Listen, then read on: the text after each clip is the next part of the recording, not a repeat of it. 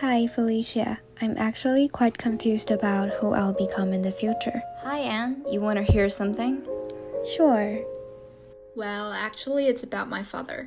I was just thinking about making a video project of his story. What do you think? Cool. I think it will be a nice try. Tell me what it's about. Okay, so the story is about my father, David. He used to be an excellent pilot. Unfortunately, he had already passed away because of lung cancer 4 years ago. But the words he had told me and his positive attitude to our life still live deeply in my mind. And somehow, they kept inspiring me and encouraging me every day. The story I'm telling today is not about how he fought with the disease, though. It's about how his road to becoming a pilot had a great influence on me, and how his life experiences had guided me and enlightened my life. I'm sorry about hearing the loss of your father, but you can still tell me about him if you like to. I'm curious about his story after hearing all these. In short, my father had taught me 3 important things in my life. First, opportunities are for those who are always well prepared. Second, be your personal best. By telling me this, my father was trying to encourage me to do anything I like. And it indicates that it is me myself that can define who I am. Finally, he had told me a great lesson about what thoughts we should have when we're faced with hardships. David grew up in a countryside in a small village in Eline County. He has an elder brother and a younger brother. The bond between them is really strong, even until they grew up and became adults, and this has some reasons, which has something to do with his family background. He grew up in a single family.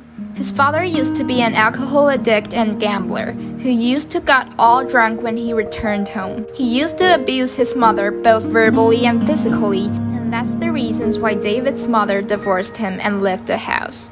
After that, David and his 2 brothers followed their father. They did not actually know how to define and illustrate mother love because their mother hardly visited them again. Therefore, while their father had to go to work early in the morning until late at night, the 3 children had to take care of themselves. They had to do all of the houseworks and finish their studies and duties all on their own. Nobody could help them. They were lack of foods, money, and educational resources. They were almost like orphans because their mother was gone, and basically their father was not at home most of the time. However, fortunately, the brothers were thoughtful of each other. They took great care of one another, and this is the reason why their bond with each other was so tight.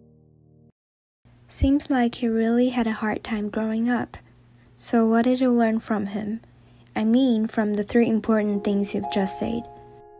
His first story taught me why I should always be prepared. Since he really had a hard time growing up in a single-parent family, young David had been determined to study hard to try to change his own life. Just as most of us, although he lost his direction after graduating from college, not knowing what to do in the future, he did not stop enhancing his studies. He kept cultivating his English language skills while he got a job at a small bank. One day, all of his efforts finally paid off when there was an opportunity for him to enroll in the aviation training course held by Taiwan University, which he spent even more time to prepare himself. After that, he was luckily selected to further continue the pilot training program in Australia. You know, where there's a will, there's a way. I think this is what my father tried to tell me. He always wanted to be prepared, and he hopes that I can as well be prepared to this world, despite the fact that not everyone's gonna have the chance. The fact is that you won't get anything without making any effort. Also, there is something my father had been telling me a lot of times, which is to be my personal best. Just as one of my favorite singers, Taylor Swift's famous quotes, "You are what you love." What he meant was that there is no use of comparing and competing with others. By constantly surpassing myself, I'm the one who's supposed to define my true identity. It seems that there is no such thing in the world that is defined as the most successful. So what is the point of all of those comparisons and competitions if I'm the one who strives for my higher excellence?